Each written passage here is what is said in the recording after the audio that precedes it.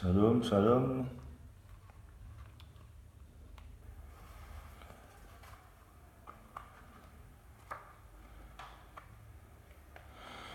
Dieu, tu es bon. Dieu, tu es bon. Dieu, tu es merveilleux. Seigneur, tu es excellent. Excellent, c'est ton nom. Excellent, c'est ta puissance. Dieu, tu es merveilleux. Seigneur, tu es excellent. Dieu, tu es bon. Dieu, tu es bon. Dieu, tu es merveilleux. Seigneur, tu es excellent. Seigneur, tu es excellent. Jésus, tu es excellent. Shalom, shalom mes frères, mes sœurs, shalom à tout le monde, bonjour, connectez-vous. Nous allons nous exhorter maintenant autour du thème que nous avons marqué qui est les richesses, le fondement de nos richesses, qui sont des bénédictions que Dieu a mis en nous, qui sont des bénédictions d'abord spirituelles. Alléluia. Mais avant que nous puissions entrer dans ce moment, j'aimerais que toi qui es là derrière ton écran, invite d'autres personnes, partage, multiplie, que d'autres, mes frères, les sœurs et toute personne puissent être informés, être au courant, puissent suivre avec nous ce que nous sommes en train de partager. C'est un moment que le Seigneur nous a donné à tout un chacun de nous. Alléluia. Je vais maintenant prier avant que nous puissions entrer dans ce moment. Ferme les yeux partout où tu te trouves. Éternel Père très saint, tu es le Dieu de gloire. Nous ne pouvons rien faire sans toi. Tout ce que nous voulons faire, nous le faisons avec toi, par toi et en toi. Voilà pourquoi nous soumettons tout ce que nous voulons faire à toi maintenant, Saint-Esprit de Dieu. Que nous diminuions et que tu grandisses. Emmène le règne de Jésus dans ce moment. Bénis ce moment. Bénis mon frère, ma soeur qui est derrière son ordinateur, derrière son téléphone. Éternel Dieu de gloire. Que toute la gloire revienne à Jésus-Christ. Nous t'avons ainsi prié. Amen. Amen mon frère, amen ma soeur. Shalom, shalom à tout le monde. Comme vous le voyez, je suis votre humble serviteur, l'évangéliste Titi Elvis Mapuka. Eh bien, nous avons commencé un thème depuis 3 jours, je crois, qui était les fondements de notre richesse. Vous savez qu'on est tous riches. Personne n'est pauvre. Dieu n'a créé personne avec la pauvreté. Dieu a créé tout le monde et a déposé en lui quelque chose. Nous sommes tous riches. Nous avons tous des richesses. Mais ces richesses-là, vous savez, prennent leurs racines, comme je disais tantôt, dans le monde spirituel. C'est pourquoi le Seigneur nous a donné ce passage qui nous dit dans le livre de Éphésiens 1 à partir du verset 3, il nous dit ceci. Il dit dans sa parole, dans Éphésiens 1 à partir du verset 3, que nous devons rendre grâce à Dieu, alléluia, pour notre bénédiction, parce que notre bénédiction, je vais lire ce passage très rapidement, c'est important qu'on puisse le lire, parce qu'il faudrait que nous vérifions dans les Écritures toujours, Éphésiens 1 à partir du verset 3, si tu es là avec ta Bible, prends aussi, il faudrait que tu sois informé, il faudrait que tu suives, que tu vérifies les Écritures. Éphésiens 1 à partir du verset 3. Béni soit Dieu le Père de notre Seigneur Jésus-Christ, car il nous a comblés de toute bénédiction de l'Esprit dans le monde céleste en raison de notre union avec Jésus-Christ. Ça veut dire que béni soit Dieu qui nous a déjà bénis de toute bénédiction spirituelle dans les lieux célestes en Jésus. Ça veut dire que toutes les bénédictions que nous devons avoir, ou bien que nous avons déjà, prennent leur racine en Jésus. Aucune bénédiction qu'un enfant de Dieu ne doit avoir ne prend sa racine humainement. C'est d'abord spirituellement. C'est spirituellement que nous devons être forts. C'est pourquoi la parole de Dieu veut que nous puissions nous soumettre entièrement à l'Esprit de Dieu afin de réussir. Toute la réussite, tout ce dont nous avons besoin ne peut être possible que par le miracle de la régénération, qui n'est possible que par le Saint-Esprit de Dieu. Parce que c'est l'Esprit du Seigneur en nous qui emmène l'accomplissement de toutes choses. Alléluia. La parole de Dieu nous dit que si l'Esprit du Seigneur Jésus-Christ qui était avec Jésus à la résurrection, s'il est en nous, il ressuscite tout ce qui est mort dans notre vie. C'est-à-dire que ta richesse n'est pas morte, mais elle dort seulement en toi. Tu as juste besoin d'emmener le feu, d'emmener le Saint-Esprit dans ta vie, par la compréhension de la parole, par la soumission, l'humilité et la crainte de Dieu, et tu commences à vivre les bonnes choses du Seigneur. Tu commences à vivre ton miracle. Alléluia. Mais aujourd'hui, nous allons continuer notre thème, parce que nous avons commencé dernièrement nous avons parlé de nos richesses.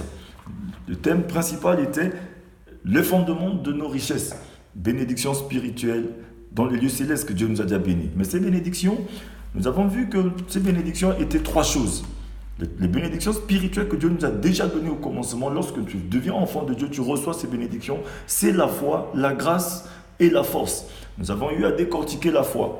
Nous avons parlé de la foi dans ce contexte, là où nous avons donné le texte, nous avons donné la foi qui va dans le contexte, nous avons parlé de Romains 12, verset 3, là où nous disons que par la grâce qui m'a été donnée, je dis à chacun de vous de n'avoir pas de lui-même une trop haute opinion, mais de revêtir les sentiments modestes selon la mesure de foi que Dieu a départie à chacun. Ça veut dire que Dieu a départi à tout un chacun de nous une certaine mesure de foi. Ça veut dire que toi qui m'écoutes aujourd'hui, si tu es connecté derrière ton écran, tu es en train de passer ton temps à suivre cette émission, tu restes jusqu'à la fin, c'est parce que tu as la foi. La foi te conduit à faire certaines choses. Cette foi te conduit à poser des actes. Là, c'est la foi qui nous conduit à être à l'écoute de la parole du Seigneur. Alléluia. Parce que lorsque tu as la foi, maintenant, cette fois, elle a besoin d'être musclée. Elle a besoin de grandir pour qu'elle puisse faire de grandes choses. Mais pour qu'elle grandisse, elle doit grandir dans le Seigneur. C'est pourquoi la parole de Dieu va nous dire, même dans le livre de Jude 20, va nous dire qu'il faudrait que lorsque nous prions, nous devons prier dans le Saint-Esprit. C'est lorsque nous prions dans le Saint-Esprit que nous sommes forts. C'est à ce moment-là que le Saint-Esprit, alléluia, il fortifie cette foi, il fait grandir cette foi qui est en nous. Et après, nous avons vu dans Romains 10, 17 qui nous disait que la foi vient de ce qu'on entend, de ce qu'on continue à entendre, de ce qu'on a eu à entendre, qui, la compréhension de cette chose nous déporte de la révélation, c'est-à-dire que l'accomplissement de la foi. Alléluia. Et après, maintenant, nous avons vu aussi la foi, nous avons dit tantôt que la foi est la clé, comme la clé d'une voiture. La foi nous permet de démarrer notre voiture. La foi nous permet aussi d'activer le cœur de Dieu et libérer son amour envers nous. Vous savez que l'amour de Dieu est tellement grand, mais pour que nous puissions la libérer entièrement envers nous, c'est la foi. C'est pourquoi la parole de Dieu nous dit: sans la foi, nul n'est agréable à Dieu. Pour que tu puisses être agréable à Dieu, il te faut être pleinement dans la foi en Jésus-Christ. Parce que lorsque tu as la foi, et que cette foi qui est comme la clé de démarrage, tu démarres, ça veut dire que tu mets dans ton moteur. Et cette foi maintenant te permet d'activer le cœur de Dieu et libérer son amour envers toi. Alléluia. Sa sagesse, sa puissance, sa présence, dans n'importe quelle situation de ta vie ou circonstance, il va venir. Parce que tant que tu as la foi, tu commences maintenant à devenir une priorité pour le Seigneur. Parce que la parole dit: fais de l'Éternel tes délices, il fait ce que ton cœur désire. C'est à ce moment-là que tu commences à devenir sa priorité. Ça veut dire que tu as le même centre d'intérêt que lui. Toi et lui, vous faites un. Donc, lorsque tu as des problèmes, tes problèmes deviennent ses problèmes à lui. Alléluia. C'est pourquoi la parole de Dieu veut que par la foi tu t'associes au Seigneur, que tu te soumettes à lui et que comme ça, lui maintenant, ce n'est plus toi qui vis, mais c'est lui qui vit en toi. Et tu sais, lorsque c'est Jésus qui vit en toi, quand tu as faim, c'est Jésus qui a faim. Quand tu manques de quelque chose, c'est Jésus qui manque de quelque chose. C'est pourquoi la parole de Dieu veut que mon frère et ma soeur, nous puissions nous associer au Seigneur Jésus. Il est une réalité vivante. Rien n'est impossible à Dieu. Alléluia. Quelle que soit ta situation, tant que tu as la foi en Dieu, ça peut durer, ça peut perdurer, mais tu vivras la gloire du Seigneur. Alléluia. Et maintenant, la deuxième chose, parce que nous avons dit que nos bénédictions spirituelles, il y avait trois choses. Il y avait la foi, la grâce et la force. Là, maintenant, nous allons voir la grâce. La grâce, hier, je me rappelle que ceux qui ont suivi le 5 minutes, l'émission qui est passée juste avant celui-là, nous avons parlé aussi, nous avons fini avec la foi, nous avons attaqué la grâce. La grâce est l'attitude de Dieu par laquelle son amour transcende, c'est-à-dire que son amour dépasse le péché dans notre vie. Ça veut dire que la grâce, c'est l'attitude de Dieu qui prouve, qui démontre réellement que lui, son amour dépasse tout entendement humain. Son amour dépasse le péché. Le péché n'est rien devant l'amour de Dieu. L'amour de Dieu qui surpasse toute intelligence. C'est-à-dire que l'amour de Dieu dépasse le péché. C'est-à-dire que la grâce nous montre que l'amour de Dieu dépasse le péché et nous apporte son soutien, son action dans une pleine mesure. Ça veut dire que ça nous apporte son amour dans une pleine mesure. Et que lorsque tu vis sous la grâce de Dieu, tu n'es plus coupable. À ce moment-là, tu ne dois plus te sentir coupable parce que la grâce, elle a surabondé sur ta vie. La parole de Dieu va nous dire aussi, vous allez voir que lorsque nous vivons dans la grâce, nous ne faisons pas d'efforts, nous ne transpirons pas. Tu n'as pas besoin de transpirer parce que la grâce vient annuler la transpiration. Tu ne fais pas d'efforts pour réussir. Tu ne manigances pas pour réussir. Alléluia, on ne manigance pas lorsqu'on est sous la grâce de Dieu. Alléluia, vous allez comprendre cela. Parce que la parole de Dieu nous dit, lorsqu'on va dans le livre de Timothée, Timothée va nous dire ceci.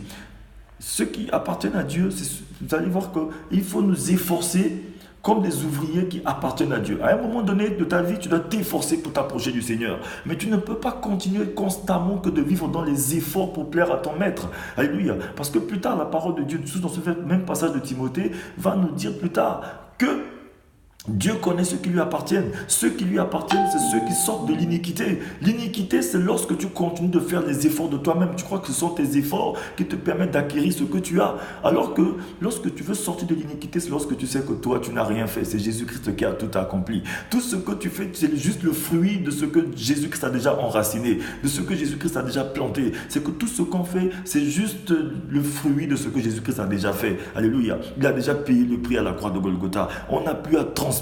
Alléluia. Tu n'as plus à transpirer dans cette vie pour faire tes preuves. Alléluia. Ou pour faire du succès. Tu n'as pas besoin de transpirer. Tu n'as pas besoin de prouver. On ne prouve rien parce qu'on fait tout dans l'accomplissement de la parole du Seigneur. Tout ce qu'on fait aujourd'hui, on ne le fait que dans l'accomplissement de la parole de Dieu. Alléluia. Par nous-mêmes. Nous n'avons plus à vivre dans l'oppression. Parce que lorsque tu es sous la grâce, tu ne vis plus dans l'oppression. Tu n'es plus oppressé. Alléluia. Tu ne vis plus dans l'oppression ni la dépression sous toutes ses formes. Parce qu'aujourd'hui, les enfants de Dieu vivent dans l'oppression. Ils sont oppressés, ils vivent dans la dépression. Parce que sous la grâce, c'est la délivrance. L'oppression, c'est lorsque tu vis dans l'oppression du monde, dans l'oppression du diable. Il te pousse qu'à faire des choses qui sont contre ta volonté. Alors que lorsque tu es avec le Seigneur, tu n'es plus oppressé. Parce que tu vis dans l'époque de la grâce. C'est la douceur, c'est la paix, c'est la joie, c'est la bénignité, c'est la tempérance, c'est la maîtrise de soi.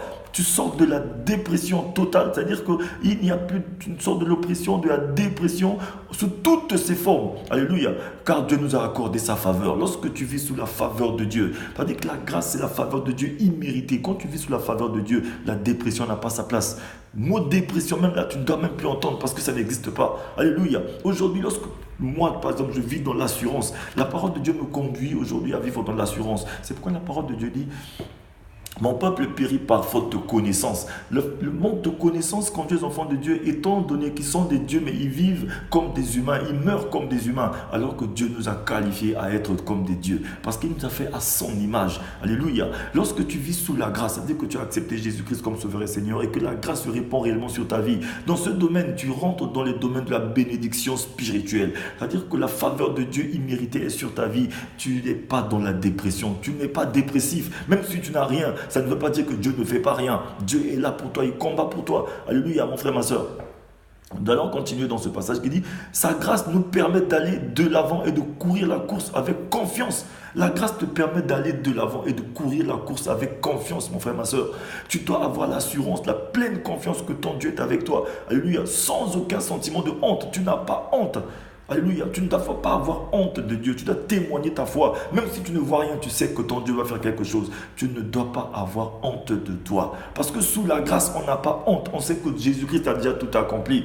Le cabriment n'a pas peur de couteau. Alléluia, parce que ce n'est plus moi qui vis, mais c'est Christ qui vit en moi. Imagine-toi lorsque tu te dis que bon, tu es comme un cabri qui est mort, tu n'as pas peur de couteau. Mais lorsque on te met juste un couteau, ou lorsque les regards des gens ont commencé à te fusiller et que tu as honte, et que tu commences à ressentir la honte, ça veut dire que tu n'es pas encore mort. Alors que nous devons mourir en Jésus-Christ ressuscité avec lui. C'est cela qui prouve que ce n'est plus nous qui vivons, mais c'est Christ qui vit en nous. Les gens, lorsqu'ils se moquent de nous, ne se moquent pas de nous, ils se moquent de Christ. Et comme Christ ne peut pas laisser qu'on se moque de lui, il va intervenir dans la situation. Jésus-Christ veut que tu meurs et que tu meurs en lui et tu ressuscites avec lui. Ce n'est plus toi qui vis. Lorsque tu as des combats, c'est toi qui combats, c'est lui qui combat pour toi. Il te prépare au combat, mais c'est lui qui combat pour toi. Tu combats dans une victoire qui est certaine. La grâce est que tu combats dans une victoire qui est certaine. La grâce dans cette condition-là. C'est pourquoi nous allons voir que les fondements de nos bénédictions sont spirituelles. Spirituellement, ta vie est cachée dans la vie de victoire de Jésus. 5 minutes pour sauver cette émission et que le Seigneur veut que tes yeux s'ouvrent, que tu comprennes que tu es en train de courir, chercher les choses de ce monde avec ta propre force, étant donné ton Dieu t'a déjà donné. Tu vis en pleine assurance, mon frère, ma soeur. Crois seulement au Seigneur Jésus. Tu n'as pas à courir. Vous allez voir que lorsque nous sommes sous la grâce, nous devons être en pleine confiance. C'est-à-dire qu'il n'y a aucun sentiment de honte ou de condamnation. Tu n'es plus condamné. La parole dit qu'il n'y a plus de condamnation pour ceux qui sont en Christ. Tant que tu es en Christ, il n'y a plus de condamnation pour toi. Par la grâce, la condamnation a été ôtée sur ta vie. Il n'y a plus de condamnation pour ceux qui sont cachés dans la vie de victoire de Jésus. Alléluia. Car nous savons que son amour est inconditionnel. L'amour de Dieu est inconditionnel pour toi, mon frère, ma soeur. L'amour de Dieu est inconditionnel. Tu ne peux pas comprendre ni mesurer l'amour de Dieu. Son amour dit qu'il n'est pas fâché contre toi. Il dit sans tenir compte de nos temps d'ignorance, il t'appelle à la repentance. Mais le malin est en train de te dire, toi qui as volé hier, toi qui étais dans les bars dancing hier, dans les boîtes de nuit hier, toi qui as couché avec la femme de celui-ci hier, toi qui as couché avec le mari de l'autre, toi qui as fait du mal, non, Dieu n'a pas besoin de toi. Non, mon frère, c'est faux. Jésus-Christ a même dit, il n'est pas venu pour les justes, il est venu pour les pécheurs. Il n'y a que le malade qui va chez le médecin. Là où tu te trouves, c'est Dieu qui a besoin de toi. Toi qui vis une situation misérable. C'est pourquoi la parole crie dans Ésaïe 40, verset 3, que préparez au désert le chemin de l'Éternel. Qu'est-ce que le désert? Le désert, c'est toi qui vis dans une situation misérable. Le désert, c'est toi qui vis dans le péché. Le désert, c'est toi qui as tout mais qui n'a pas Jésus. Le désert, c'est toi qui es en train de courir après les choses de ce monde étant donné les choses sont en toi. Tu as juste besoin de revenir à ton Père. Alléluia. Nous allons voir que Romains 5, verset 20 nous dit ceci. Mais là où le péché a abondé, c'est là où la grâce a surabondé. C'est pour dire que là où le péché a essayé d'exceller, le péché a essayé de te dominer, c'est là où la grâce de Dieu est au-dessus. La grâce a surabondé. La grâce de Dieu est au-dessus du péché. La grâce de Dieu, elle est imméritée. Elle est pour toi, mon frère, ma soeur. Aujourd'hui, le Seigneur veut seulement que tu reviennes sur le trône de la grâce. Avec la bonne attitude. Les bienfaits de l'Éternel sont pour toi aussi, mon frère, ma soeur. Tu n'es pas là seulement pour vivre la misère. Les 5 minutes pour sauver, le Seigneur veut sauver ta situation. Il veut te sauver d'une situation misérable dans laquelle tu te trouves. Alléluia. Nous allons voir aussi dans 2 Timothée 1, verset 9 qui nous dit ceci. 2 Timothée 1, verset 9. Dieu nous a sauvés et il nous a appelés pour que nous soyons à lui. Il n'a pas fait cela à cause de nos actes, mais parce qu'il l'a décidé. C'est un don gratuit qu'il nous a fait dans le Christ Jésus, avant que le monde existe. Alléluia. C'est qu'avant que le monde existe, Dieu avait déjà préparé un moment comme celui-ci pour te faire grâce. Avant que le monde existe, avant que tu ne sois enfanté, avant que tu ne viennes au monde, Dieu te connaissait déjà. Il avait déjà préparé ce moment. Il avait déjà préparé, son Fils unique était déjà prêt pour toi. Même avant que tu ne fasses le péché que tu as fait, que tu vas faire, Dieu t'a déjà pardonné. Il t'aime, mon frère, ma soeur. Il veut que tu reviennes à lui, que tu comprennes que sa grâce est au-dessus du péché. Le péché n'annule pas la grâce, mais sa grâce est au-dessus du péché, mon frère, ma soeur. Alléluia. Nous allons lire encore Romains 5, verset 2 qui dit ceci. Notre Seigneur Jésus-Christ, Romains 5, verset 2. Notre Seigneur Jésus-Christ, à qui nous devons d'avoir eu par la foi accès à cette grâce dans laquelle nous demeurons fermes et nous nous glorifions dans l'espérance de la gloire de Dieu. Tu dois te glorifier. Alléluia. La parole de Dieu dit dans laquelle nous demeurons fermes et nous nous glorifions dans l'espérance de la gloire de Dieu. C'est par espérance que tu as été sauvé. Tu dois espérer que ton Dieu reviendra te sauver. C'est de la purification pour ton âme. Mon frère, ma soeur, la culpabilité ne vient pas de Dieu. Même si tu as vécu dans le péché hier, le hier reste dans le hier. Reviens en Jésus-Christ. Il n'est pas trop tard pour toi. Si tu écoutes encore la voix du Seigneur, sors de cette situation. Même s'il reste une journée avant que Jésus-Christ arrive, tu vas vivre ton temps de rafraîchissement. Parce qu'il a prévu quelque chose de meilleur pour toi. 5 minutes pour sauver. Excusez-moi, c'est une émission que le Seigneur a préparée pour toi. Pour que à chaque fois tu puisses regarder un peu, pour te jauger, pour que tu puisses regarder un peu à ta robe blanche. Est-ce qu'il y a une tache? Le Seigneur n'est pas fâché contre toi. Le Seigneur veut que tu reviennes à lui. Toutes les bénédictions dont tu as besoin sont cachées que dans la vie de victoire de Jésus-Christ. Alléluia. Tout au long des épîtres, vous allez voir que nous apprenons verset après verset. Alléluia. Que c'est la grâce de Dieu qui nous transforme. Il n'y a que la grâce de Dieu qui nous transforme. Regardez un peu dans tous les épîtres de la parole de Dieu. Verset après verset, elle nous montre que c'est la grâce de Dieu qui transforme la vie de l'être humain. Alléluia. Notre part n'est pas de lutter pour que les choses se passent. Tu n'as pas besoin que de lutter pour que les choses se passent, mon frère, ma soeur. Tu as trop lutté trop longtemps tout seul. Le Seigneur veut maintenant que tu le fasses participer. Viens à lui, dépose. Il a dit, venez à moi, vous tous qui êtes fatigués et chargés. Je vous donnerai du repos. Mais nous devons comprendre une chose, que la grâce ne veut pas dire forcément que nous devons entrer dans l'inactivité. Alléluia. La grâce n'est pas non plus ça. La grâce ne nous conduit pas à ce que nous soyons inactifs. La grâce ne signifie pas aussi que nous devons arrêter toutes choses. Mais la grâce de Dieu veut que tu puisses garder en conscience que malgré ce que tu fais, Dieu t'a déjà béni. Amen. La grâce ne t'empêche pas de travailler. La grâce ne t'empêche pas d'être excellent. La grâce ne t'empêche pas de déposer ton dossier pour chercher du travail. La grâce ne t'empêche pas de te marier. La grâce ne t'empêche pas de faire des connaissances, des relations. Mais aujourd'hui, vous voyez, sous le nom de la grâce, certaines personnes croient que tout va venir vers eux. Aujourd'hui, les gens ont coupé toutes les relations avec les autres. Comme on dit que non, nous sommes de ce monde, mais nous sommes dans ce monde sans être de ce monde. Ça fait que certaines personnes se retirent et leur monde est devenu petit. Imaginez-vous qu'il y a 8 milliards de personnes sur la terre. 8 milliards de personnes. Il y a les Asiatiques, il y a les Américains, il y a les Africains, il y a toute race sur la terre. Mais toi, mon frère, ma soeur, tu trouves quand même le moyen de ne pas avoir d'amis. Tu n'as pas d'amis, tu n'as personne. Mais c'est que c'est un problème. Mais comment vas-tu vivre cette grâce? Si toi, tu as coupé tout autour de toi, tu n'as pas d'amis, mais comment tu vas vivre la grâce? Parce que dans la grâce, il y a toutes les bénédictions spirituelles, matérielles, financières, tant bien qu'au social. Comment tu vas te marier? Tu n'as pas d'amis, tu as coupé les ponts avec tout le monde, tu as des problèmes avec tout le monde, tu ne t'entends avec personne.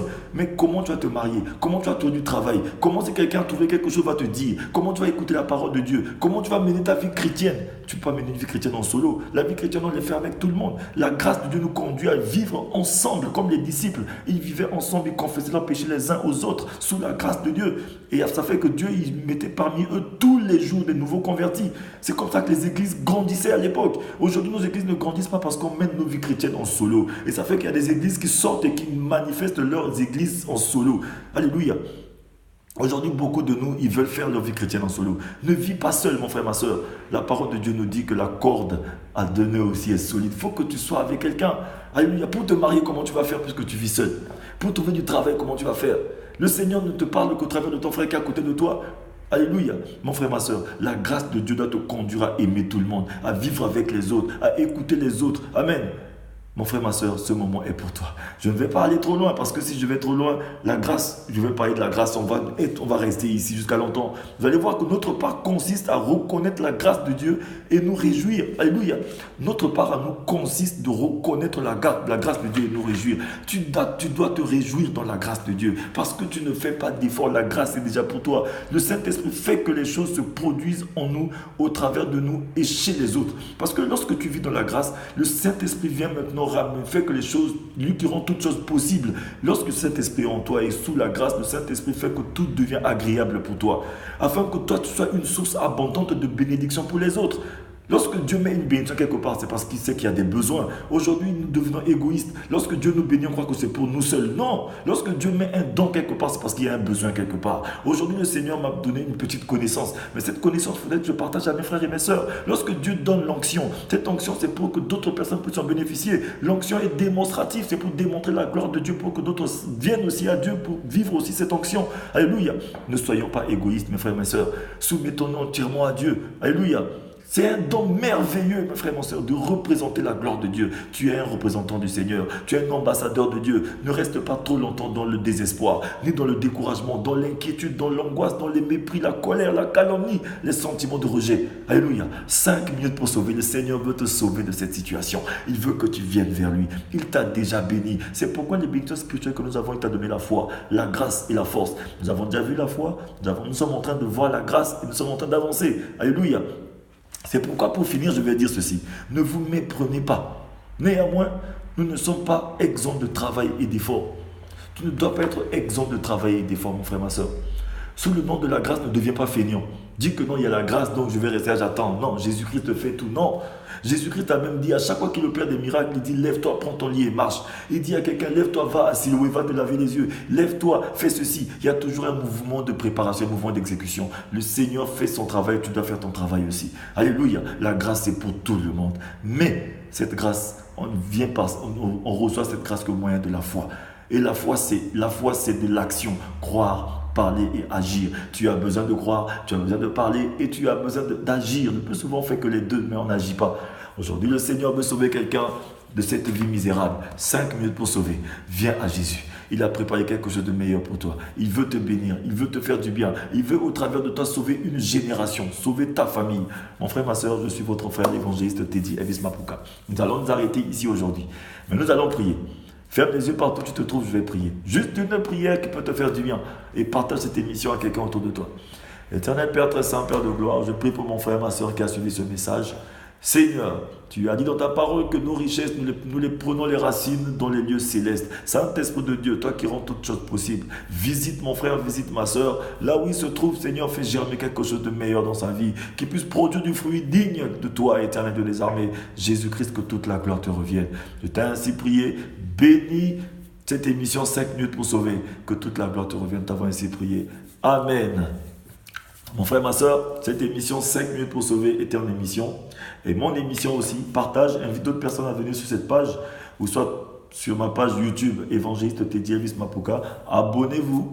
Et s'il y a lieu, écrivez-moi en inbox, je répondrai. Je suis votre frère, l'évangéliste Teddy Elvis Mapuka. Soyez bénis, soyez bénis.